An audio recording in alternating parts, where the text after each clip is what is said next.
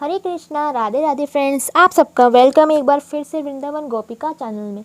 I hope आप सब बहुत अच्छे होंगे, खुश होंगे, आपके प्यारे लड्डू गोपाल जी बहुत ज़्यादा प्रसन्न होंगे और आप बहुत सारी तैयारियां भी कर रहे होंगे लड्डू गोपाल जी का श्रृंगार कैसे किया जाए इस जया एकादशी पर। तो देखिए, हर एकादशी अपने आप में बहुत महत्वपूर्ण रखती है। हर एकादशी का अपना अपना फल होता है और हर एकादशी पे हम लोग यानी कि सब भक्तजन मिलकर यानी कि व्रत रखते हैं और संपूर्ण रूप से विधि अपनाते हैं व्रत की और कथा भी सुनते हैं। और इसके साथ साथ लड्डू गोपाल जी का श्रृंगार भी बहुत ज़्यादा महत्वपूर्ण है करना।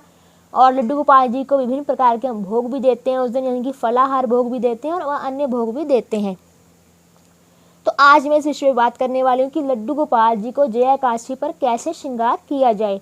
तो देखिए, लड्डू गोपाल जी को पहले आपने क्या करना है, सुबह उठाना है कि सुबह उठाने से पहले आपने खुद स्नान करना है। यानी कि लड्डू गोपाल जी को उठाने से पहले आपने खुद स्नान करना है। उस दिन विशेष दिन रहता है क्योंकि एकादशी का, तो उस दिन आपने खुद पहले स्नान करना है। स्नान करने के बाद आपने एकादशी व्रत का संकल्प लेना है। फिर आपने लड्डू गोपाल जी को उठाना है कि सुबह जल्दी उठाना है लड्डू गोपाल जी को। फिर लड्डू गोपाल जी को उठाने के बाद आपने तुरंत भोग देना है कि दूध का भोग दे सकते हैं, माखन मिश्री का भोग दे सकते हैं, क्योंकि लड्डू गोपाल जी को स्नान करने से पहले हमें भोग जरूर देना चाहिए। क्योंकि लड्डू गोपाल जी बहुत बालक हैं, छोटे हैं, उन्हें भूख बहुत जल्दी लगती है, वो भूख जो है सहन नहीं कर सकते हैं।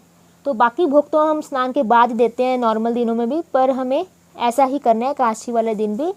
तो लड्डू गोपाल जी को हमें पहले भोग लगाना है दूध या किसी भी चीज़ के, जैसे कि माखन मिश्री का भी दे सकते हैं। उसके बाद ठाकुर जी को जब लगे कि अब भोग लगा लिया है तो आप स्नान करवाएं। फिर लड्डू गोपाल जी को स्नान किससे कराना है आपने, यमुना जल से, गंगा जल से नहीं, यमुना जल से। मैं पहले बता चुकी हूँ, आप पिछली वीडियोस में जाकर देख सकते हैं कि यमुना जल से स्नान क्यों कराया जाता है लड्डू गोपाल जी को, गंगा जल के स्नान से क्यों नहीं करवाया जाता। तो आपने यमुना जल के स्नान यानी कि पानी से आपने जल से स्नान करना लड्डू गोपाल जी को। फिर स्नान कराने के बाद आपने लड्डू गोपाल जी को सुंदर सी एक पोशाक पहनानी है। देखिए, जैसे कि अब हम लड्डू गोपाल जी को तो हमें सजाना ही, यानी कि उनको श्रृंगार तो करना ही है और उस दिन पोशाक भी सुंदर होनी चाहिए। तो देखिए, कोशिश करें कि नई पोशाक पहनाएं लड्डू गोपाल जी को। जैसे कि ये देखिए, इस तरह की पोशाक पहनाई, यानी कि पीले रंग की। तो कोशिश करें एकादशी वाले दिन पीले रंग की पोशाक पहनाएं। बाकी और रंग भी पहना सकते हैं, पर जो पीला है ठाकुर जी को जो रंग है बहुत पसंद आता है, बहुत ही भाता है उन्हें। तो पीले रंग की पोशाक पहनाएं और ठाकुर जी का श्रृंगार करें, यानी कि हार श्रृंगार, मुकुट श्रृंगार, जो कुछ भी ठाकुर जी के श्रृंगार में होता है वो सब उनको आप पहनाएं। उसके बाद आप ठाकुर जी को यानी कि ठाकुर जी को भोग दें।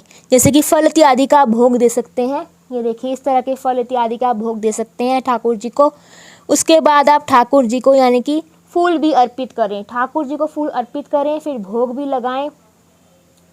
ऋतु फल का भोग ज़रूर लगाएं। तो देखिए, उससे क्या हमारे लड्डू गोपाल जी खुश हो जाएंगे, बहुत प्यारा प्यारा सा फील करेंगे। तो हमारे लड्डू गोपाल जी को आपने मुख्य रूप से भोग देना है, यानी कि ऋतु फल भोग देना है आपने। बाकी जो अन्य भोग आप लगाते हैं पूजा के दौरान वो भी आप ठाकुर जी को दे सकते हैं। फिर ठाकुर जी को आपने भोग देना है। फिर आपने क्या करना है, अपनी पूजा वगैरह करनी, जो भी आप एकादशी से संबंधित पूजा करेंगे वो करनी है आपने। और इस दिन कथा जरूर पढ़नी है आपने, एकादशी जया एकादशी की कथा पढ़नी है और संपूर्ण रूप से आपने पूजा करनी है और विष्णु भगवान जी का ध्यान भी करना है आपने। और देखिए, जब भी लड्डू गोपाल जी की सेवा करें तो भाव और प्रेम से करें। और देखिए, बहुत से लोग कहते हैं कि हमने व्रत रखा है तो हम भी लड्डू गोपाल जी को फलाहार वाला ही भोग देंगे। तो ठीक है, आप दीजिए ठाकुर जी को फलाहार भोग। तो देखिए, फलाहार भोग जो है यानी कि जैसे कि सेब वगैरह हो गया, कुछ भी जैसे कि फल फ्रूट होते हैं जिसमें यानी कि अन्न ना हो, उसे फलाहार कहा जाता है। और स्पेशली दिन आपने चावल नहीं यूज़ करने, आपको पता है हर एकादशी पर चावल यूज़ नहीं किए जाते हैं। और अब आपको पता हो तो कि एकादशी वाले दिन तुलसी का दल भी नहीं तोड़ा जाता। अब आप कहेंगे लड्डू गोपाल जी को हम भोग कैसे दें, क्योंकि एकादशी वाले दिन तो नहीं तोड़ी जाती तुलसी। तो आपने क्या करना है, एकादशी से एक दिन पहले आपने तुलसी दल तोड़कर किसी कटोरी में रख लेना है। और इस बात का भी ध्यान है कि जिस दिन आप तोड़ रहे हैं एक दिन पहले संडे भी ना हो, क्योंकि संडे वाले दिन भी नहीं तोड़ी जाती है, यानी कि जो तुलसी का दल है वो नहीं तोड़ा जाता है। तो आपने इस बात का भी ध्यान देना है कि एकादशी वाले दिन भी तुलसी दल नहीं तोड़ना है और संडे वाले दिन भी तुलसी का दल नहीं तोड़ना। उससे क्या होगा, हमें पाप लगेगा, हमारे लड्डू गोपाल जी भी नाराज़ हो जाएंगे, क्योंकि लड्डू गोपाल जी को तुलसी बहुत प्रिय है। तुलसी के बिना वो लड्डू गोपाल जी जो भोग को ग्रहण नहीं करते हैं। तो आपने इस बात का ध्यान देना है कि लड्डू गोपाल जी को जब भी भोग देना है तो तुलसी दल जरूर रखें, पर यह है कि काशी वाले दिन भी ना तोड़े तुलसी को और संडे वाले दिन भी ना तोड़ें। आपको पता होगा, और बहुत से लोगों को नहीं पता होता कि काशी वाले दिन तुलसी, जो बहुत से लोग हैं उनको नहीं पता होता कि नहीं तोड़नी चाहिए, तो आपको पता लग गया होगा अब। तो इस तरह आपने ठाकुर जी को भोग देना है, तुलसी देकर एक दिन पहले आप तोड़ लें, तुलसी का जो दल है उसको तोड़ लें, ठाकुर जी को भोग समर्पित करें। फिर ठाकुर जी की पूजा करें, श्री नारायण की भी पूजा करें। कोई आपको मंत्र इत्यादि आता है, कोई पाठ आता है, वो भी आप कर सकते हैं। तो इस तरह आपने इस एकादशी पर ठाकुर जी का श्रृंगार भोग देना है। तो बात ये आती है कि फलाहार भोग हम ठाकुर जी को देते ही देते हैं, साथ हमें कुछ ठाकुर जी को दूसरा भोग भी देना चाहिए, क्योंकि देखिए व्रत तो हम लोगों ने रखा है, ठाकुर जी ने नहीं रखा है, तो हमें इसलिए लड्डू गोपाल जी को अन्य भोग भी देने हैं। अगर कोई और व्यक्ति जिसने व्रत ना रखा हो वो उसको ले सकता है, उसको ग्रहण कर सकता है, जो दूसरा भोग आप देंगे लड्डू गोपाल जी को, यानी कि जो फलाहार नहीं होगा, तो ऐसा कर सकते हैं आप, ठाकुर जी को दूसरा भोग भी ज़रूर दें।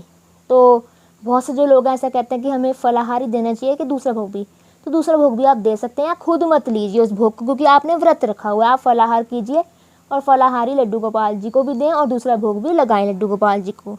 तो आई होप आपको पता लग गया होगा कि किस तरह आपने इस जया काशी में लड्डू गोपाल जी का श्रृंगार करना है। हो सके तो पीले रंग के कपड़े पहनाएं लड्डू गोपाल जी को, पीले रंग का ही पगड़ी पहनाएं, जैसा आपका मन करे, जैसा आपके लड्डू गोपाल जी का मन करे वैसा ही आप करें।